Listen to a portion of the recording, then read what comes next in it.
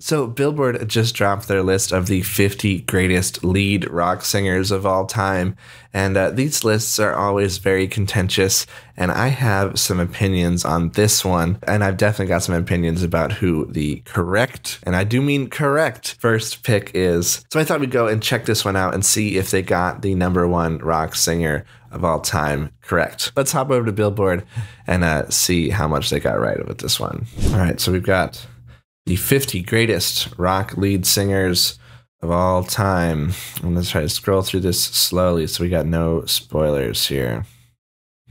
So at number 50, we got Zach De La Rocha from Rage Against the Machine. I think this is a solid pick. You know, he's not a traditionally like trained or classically good singer, but he's definitely an iconic voice and a great frontman. Definitely should be in the top 50, I think. At number 48, we've got Dave Grohl. Wow, I'm surprised to see him this far down. I mean, he is a really great frontman and one of the most iconic rock artists of the past 20, 30 years. Definitely an interesting pick down at 48. Wow. At number 44, we've got Jerry Garcia. This is very interesting because I haven't really listened to a lot of the Grateful Dead. I know they're a very iconic band, but they've never really been kind of in my wheelhouse. I haven't really found any of their stuff that speaks to me personally. But I do know Jerry has been incredibly important just in like the rock scene in general. At number 43, we've got Courtney Love. I never actually listened to her band, but I do know that she's a very controversial figure, and so having her on this list at all is a bold choice. But we'll see how the rest of this list stacks up. Now at 42, we've got Serge from System of a Down. That makes sense to me. He's a fantastic vocalist. Not really a rock vocalist, definitely more of a metal singer. But boy, he's just an iconic voice, a very unique voice, honestly. But I'm glad to see him on this list as well. Got Liam from Oasis, an incredibly iconic band with some great hits, really great songwriters. And he's got a great voice as well. Brittany Howard from the Alabama Shakes. I love Alabama Shakes, but I mean, I haven't seen them in a while. They've only had 2 albums, and it's been radio silent since then. But man, she's got a fantastic voice, beautiful, kind of like bassy gospel tones, and it fits their music really well. I love that, and I'm super glad to see her on here. Got Paul McCartney at number 39. Wow, Paul's all the way down here at 39. That's very interesting. I can't really comment on which Beatle has the best voice, because I'm honestly and probably shamefully just not caught up with anything Beatles. I hardly know who's who. I haven't really listened to hardly any of their music. But it's very strange to see Paul this far down the list, down at 39. But I mean, this just goes to show how many amazing rock artists there have been over the past 100 years or so. Got Gwen Stefani at number 37. Very interesting to put her over some of these other singers. It's interesting because, I mean, No Doubt is a very interesting kind of side project pop punk band, ska punk. But, I feel like she's most known for her pop stuff, and to see her above Dave Grohl and Brittany Howard, some of these singers who are just so incredible and so iconic. It's really interesting. I don't know if I'd put her at 37 above some of these other picks. Oh, at number 34, we got Chester Bennington. Now, I'm really surprised to see him this far down because, honestly, one of the most iconic vocalists of the past 20 years. We unfortunately lost him way too soon. And just his legacy has been so massive, especially in the metal and alternative scene. I feel like every band these days has got a little bit of Linkin Park flavor to them. And that's honestly thanks to Chester. It's crazy to see him this far down to 34. But, I'm glad to see him here, but I wish he was a bit higher up, I think. 32, we've got Ozzy Osbourne, Black Sabbath. Another one that I wouldn't necessarily say is a rock vocalist. Black Sabbath is one of the first metal bands. But, of course, he's going to be on here. Iconic voice. He's absolutely a pillar of the rock and metal scene. And, definitely deserves a spot here. Number 30, we got Steve Perry from Journey. an iconic, soaring voice, one of the best voices of his era, honestly. And I mean, honestly, I think a lot of people would probably put him a bit higher. Personally, I don't. I think this is about right for me in terms of my tastes. But Journey is a really great band. Honestly, one of my mom's favorite bands. His voice is just so iconic. Oh, Ann Wilson from Heart. Oh, that's an interesting pick. Heart is such a great band. Back in the day, I think I would have said I really didn't like her voice. I thought it was a little bit grating and stuff. But I've come around to it. I think she's definitely got a unique voice, and it works with their style of music. It's kind of brash and loud and stuff like that, and so it works. But man, to see her up here, at number 29, past some of these greats, it's pretty crazy. Anthony Kiedis, Red Hot Chili Peppers, very interesting at 28. Now, I don't think anyone would say Anthony's a great singer, but a great frontman, absolutely. So I'm really not sure how I feel about him at number 28. He's a fantastic frontman. Like, just the energy and the excitement is there. He really knows how to hype up the crowd and lead the band well. But in terms of raw vocal talent, I don't know. 28's a bit high for me. 26 is Tom York. That's very interesting. Tom York, really interesting, thoughtful, brooding kind of voice. Radiohead, one of the most, iconic experimental rock bands of the past 30 years or so. And he does have a really, really great voice. Definitely glad to see him on here. I don't know. I think we're 26. Maybe that's about right. I'm not sure. He definitely can sing, for sure. But it's not like a vocal powerhouse or anything like that. Ooh, at number 22, we've got Eddie Vedder. Now, I have a real soft spot for grunge and for Pearl Jam specifically. I honestly think that Pearl Jam's record 10 is a perfect album. No skips. It's just absolutely flawless. And as much as Eddie gets, clowned on for his kind of mumbling diction and how he doesn't really enunciate his words and stuff like that, I just really, really love Pearl Jam. And a lot of that comes down to Eddie, honestly. He's just such a great voice, such a great powerhouse vocalist, even though he doesn't enunciate his words. It's grunge, man. You don't have to, it doesn't have to be, perfect diction. This is an opera. But I really, really enjoy his voice, and I'm very much glad to see him here. Got Jim Morrison from The Doors. That makes sense. Definitely a fantastic, iconic voice from back in the day. Definitely makes sense to see him here. David Lee Roth from Van Halen at number 20. Now, this is an interesting pick. Again, I think this is similar to an Anthony Kiedis situation. And this might be controversial. I don't necessarily think David Lee Roth is a great singer. He's a fantastic frontman, for sure. The energy, the charisma, it's all there. But just in terms of vocal talent, I don't know. I feel like he strains a lot, and I feel like he's really stretching to hit those notes, and he's off key a lot. But maybe that's kind of the charm of his voice. It all works with the music. I mean, no shade to him at all. But in terms of the 20th best rock vocalist of all time, I don't know about that. Now, this is very interesting. 18, Jack White, White Stripes. I love Jack. Let me get that straight. I really love Jack. He's an incredible songwriter and a really, really great vocalist.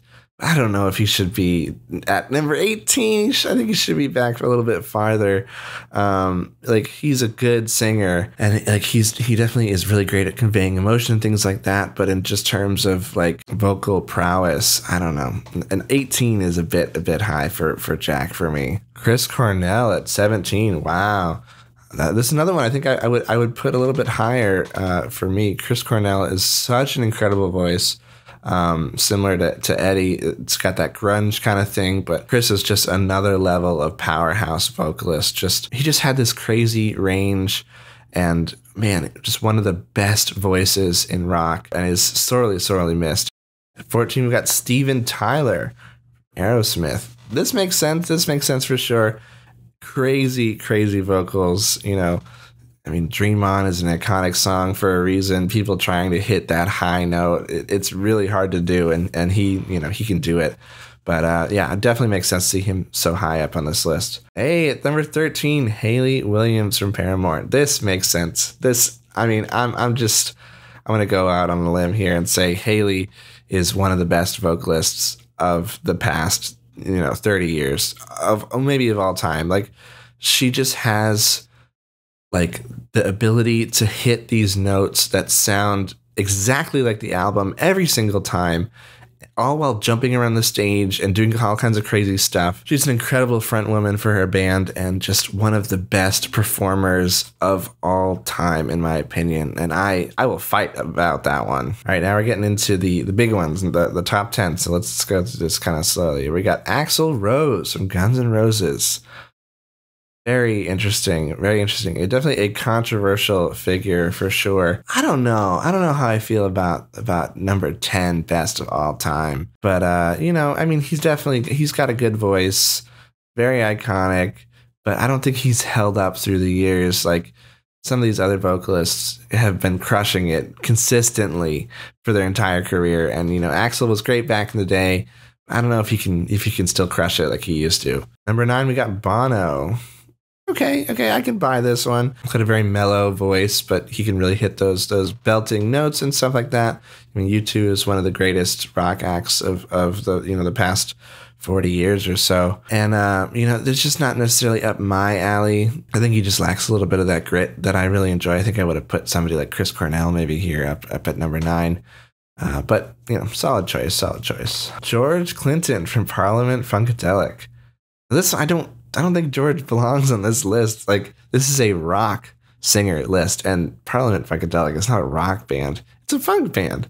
I mean, this doesn't make sense. He's got a great voice, fantastic musician, but I don't think he belongs on this list. Debbie Harry from Blondie. Very, very interesting. I'm honestly not familiar with Blondie's work. I know their hits, but I haven't really dove into their back catalog, so I really can't comment too much on this one, but definitely an iconic voice. Another one that I can't really speak too precisely on. I've honestly not listened to any Talking Heads, so I couldn't really tell you what his voice sounds like at all. But yeah, interesting pick for number 6.